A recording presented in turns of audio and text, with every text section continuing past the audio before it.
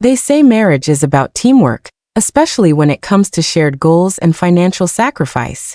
For 7 years, my life with Adam had been an exercise in relentless strategic planning and deep, self-imposed delayed gratification. I am Jess Carter, 32, a leading consultant in mergers and acquisitions, M&A, at a top Boston firm. A world of billion-dollar deals, ruthless negotiation, and absolute precision. My job is relentlessly demanding, consuming 70 hours a week. I miss birthdays, anniversaries, and holidays, but the compensation is exceptionally high. Adam Miller, 34, is a kind but somewhat complacent, mid-level manager in logistics. By mutual, unspoken agreement, I was the primary breadwinner, the strategic financial planner, the one sacrificing her personal life for our collective future. Our shared dream, the tangible symbol of our teamwork, was the down payment fund for our first home, a beautiful, historic brownstone in Beacon Hill, complete with exposed brick and a tiny private courtyard. It was a fiercely guarded pot of money, currently sitting at $50,000, representing years of my exhausting sacrifice and Adam's diligent, if smaller, contribution. Every late night, every missed holiday, every canceled social event was distilled into that single, glowing figure. Our enduring conflict, the chronic, festering wound in our otherwise stable relationship, always centered on one person. Adam's younger sister, Chloe Miller, 30. Chloe was the family's darling, perpetually described by my mother-in-law, Susan, as delicate, artistic, and just a little bit unlucky in the world of finance. This unlucky translated to financially irresponsible, chronically borrowing, and entirely dependent on her mother's enabling and Adam's misplaced chivalry. While I was sacrificing my weekends for due diligence reports on multi-million-dollar corporate acquisitions, Chloe was a self-proclaimed charity consultant, who in reality, hadn't held a steady, solvent job in 5 years. She viewed me, the woman enabling her brother's financial stability, as the uptight ice queen, standing between her and an endless supply of rescue money. The tension reached a critical, agonizing breaking point 3 months ago. We were having a quiet Sunday dinner, takeout Thai food and a bottle of inexpensive Cabernet, our attempt at normalcy, when Adam brought it up. His demeanor was unusually heavy, his voice thick with cultivated anxiety. He fidgeted, avoiding my gaze. "Jess, I need to talk to you about Chloe," he started, nervously tracing the rim of his glass. "She's in trouble again. Big trouble this time. She came to me crying." I sighed, already mentally tallying her past infractions. The car loan he co-signed and was secretly paying, the credit card debt he paid off last Christmas. What is it now, Adam? Did she crash the Toyota again? Or did her consulting venture finally hit zero? "No, it's bigger and much more serious," he insisted, finally meeting my eyes. "It's her student loan, Jess. From that art school program in Rhode Island 10 years ago. She got a final, devastating letter. It's $50,000 now, Jess. The bank is threatening to garnish her wages. And you know what that means, she has nothing to garnish. She's been dodging them for years. And now the interest and fees have ballooned into an unmanageable crisis." He leaned across the table, his eyes genuinely pleading, the same earnest expression that had first made me fall in love with him. The look of a man desperate to protect his vulnerable kin. "She says if we can just clear this one debt, this horrible student loan burden, she can finally get a fresh start. Move on, get a real career, stop running from the past. I know it's a huge ask, Jess. I know it's our down payment. But she's my baby sister. I can't let her be ruined before her life even begins. We have the $50,000 ready. We can always rebuild that fund in another year, but she can't rebuild her credit and her self-worth if this goes through. Please. Just this once." My heart, usually encased in a lawyerly shell of logic and a ruthlessness, softened in a dangerous way. I rationalized it. I knew what crippling student debt felt like. The crushing weight of interest and the fear of financial ruin. I looked at my husband, genuinely distressed for his sister, and I felt pity. I made the colossal, foundational sacrifice. "Okay, Adam," I said, the words tasting like metal and a future postponed. "We do it. But this is the last time, absolutely final. And this isn't a gift. You need to get her to sign a notarized agreement that she will repay us, even if it's a symbolic $50 a month, and she has to send us proof she is immediately enrolled in a legitimate, market-viable career training program. I need to see effort, Adam. I need to see a plan. Adam was ecstatic, his relief palpable.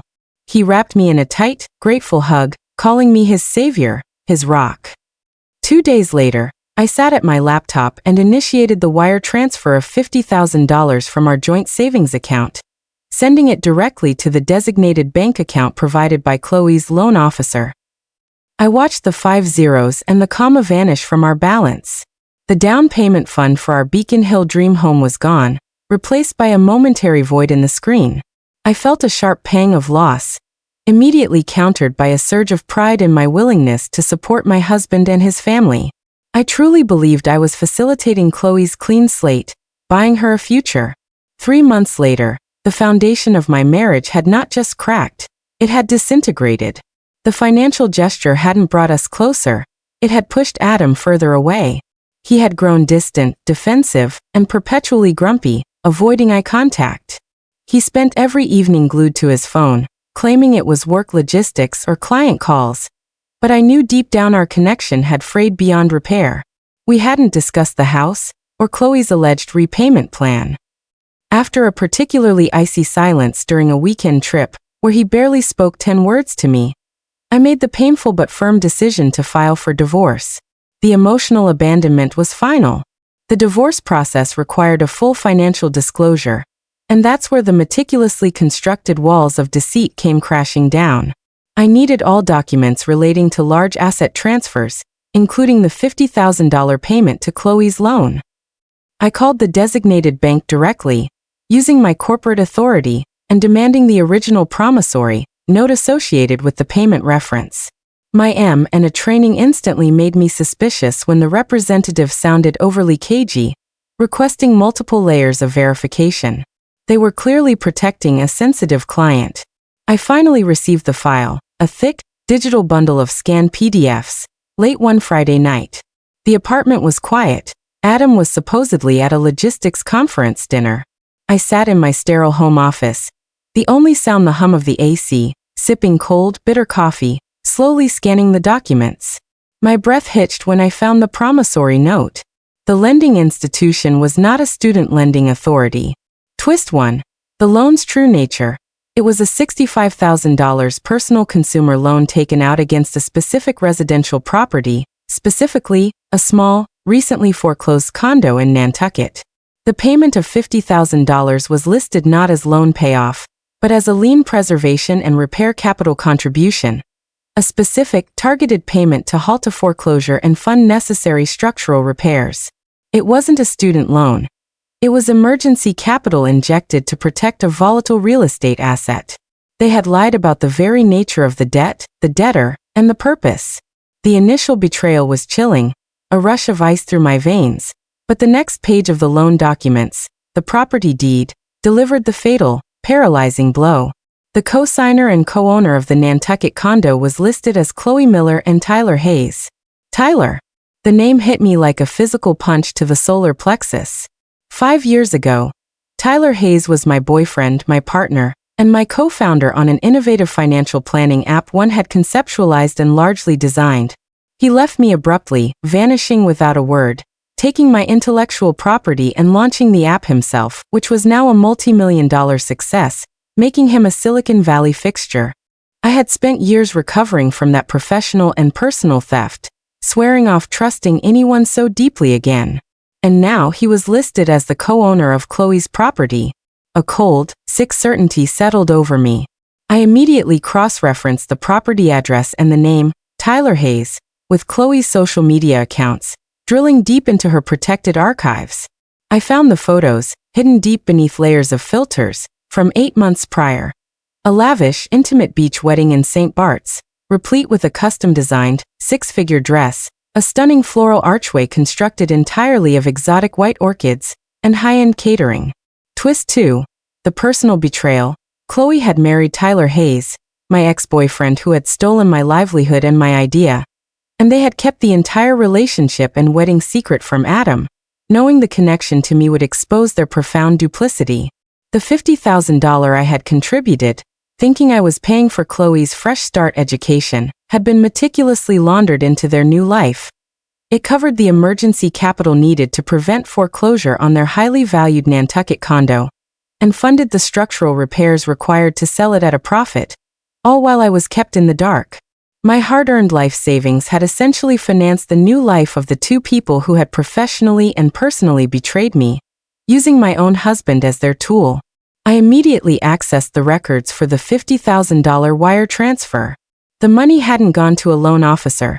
It had gone to a subsidiary account named TNC Property Holdings LLC, a shell company co-owned by Chloe Miller and Tyler Hayes. The transaction was clean, legal, and criminal in its intent. The logic of the betrayal became brutally clear. Adam knew about the relationship and the wedding, or at the very least, he knew the debt was not educational. He had used my compassion and my superior financial leverage, lying about the nature of the debt to save his sister's secret marriage and protect her financial secret from his own mother, all at the expense of our shared future. The $50,000, the down payment for our house, was a strategic payment to stabilize their real estate asset, a financial injection of survival. I had funded the life of the man who stole from me, all thanks to my husband's complicity. I didn't confront Adam that night. I didn't scream or cry or break a single item. I was beyond emotional breakdown. I was in M&A mode, cold, precise, and focused only on the most devastating, legally airtight, and financially crippling outcome. The first step was serving Adam with divorce papers and a preliminary injunction the next morning. The second step was initiating my revenge, using the very financial expertise they had so casually abused. My $50,000 payment to TNC Property Holdings was not a gift or a loan to Chloe. It was, as the document stated, a targeted capital contribution to a jointly held asset, used for lien preservation. This specific transaction, made under the documented guise of the student loan lie, opened a massive legal door for the most severe civil claims.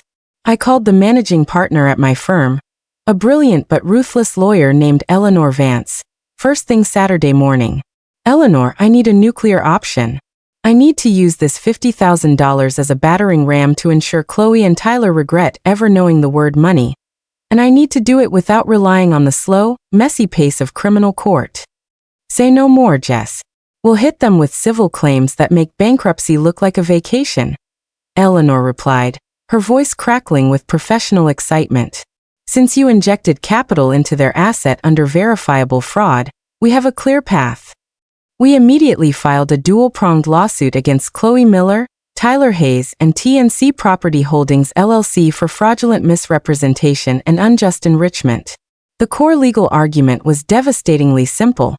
They induced me, through deliberate lies, the student loan narrative, to contribute substantial capital to an asset from which I received no benefit, and that transaction was fundamentally fraudulent. Twist 3. The financial trap. The result was immediate and catastrophic for them. Because the claim involved verifiable asset fraud, my legal team was able to get a temporary court order freezing all of Chloe's personal and business accounts, including TNC, and crucially, placing a superseding judicial lien on the Nantucket condo, preventing them from selling, refinancing, or accessing the equity in the only valuable asset they owned. The $50,000 I paid became the sharp, legal spear used to impale their entire financial existence. When Adam finally got home late Saturday evening, pale and stammering after being served the divorce papers and the court injunction, he looked utterly broken. He tried one last, desperate attempt at damage control. It was just a small lie, Jess. A white lie. To help my sister. The student loan was easier than explaining the mortgage issue and the wedding. It wasn't a small lie, Adam, I said, my voice steady, dangerously low, my eyes fixed on him as if he were an obsolete asset to be immediately liquidated. You lied about the nature of the debt, the purpose of the money, and the beneficiaries of the transaction. You took our shared dream fund, the culmination of my life sacrifice, and deliberately funneled it to protect the financial interests of the man who stole my business and the sister who hated me. That's not a small lie. That is the legal definition of conspiracy to commit fraud and misappropriation of marital assets. I handed him a copy of the temporary injunction, allowing him to absorb the legal weight of his choices. Your sister and her thief of a husband can't access their bank accounts, credit cards, or lines of credit. They can't pay their mortgage, they can't pay their utility bills, and they can't sell the condo because my firm's judicial lien now supersedes the bank's. They are financially paralyzed, Adam. Completely and utterly. And this is just the beginning. I used my $50,000 to buy absolute, devastating legal leverage over their lives. That house. It's going into foreclosure within weeks, and this time, there will be no $50,000 saviors walking through the door. Adam collapsed onto the sofa, his head in his hands, finally facing the monumental consequences of his misplaced familial loyalty. You destroyed her. You ruined their lives for $50,000. That's not justice, Jess, that's cruelty. No, Adam. I corrected him, my voice flat, professional, devoid of any past affection. You ruined our life for $50,000. I simply enforced the law and applied a logical consequence to your combined acts of deception and theft. You prioritized your sister's secrecy and the thief she married over the integrity of our marriage, and the savings I earned through blood, sweat, and sleepless nights. Now you will deal with the financial collapse of both your sister and your wife. I picked up my last suitcase, which contained nothing but my most essential work clothes and my laptop, leaving the apartment that no longer felt like a home, only a crime scene. I didn't look back. The marriage was dead, the emotional debt was paid, but my career and my sense of justice were sharper and more refined than ever before. I left Adam to face the consequences of his choices alone, knowing that Chloe and Tyler would soon lose everything they had conspired to save, thanks to the $50,000 I had reluctantly and unknowingly invested in my own devastating, legally executed revenge.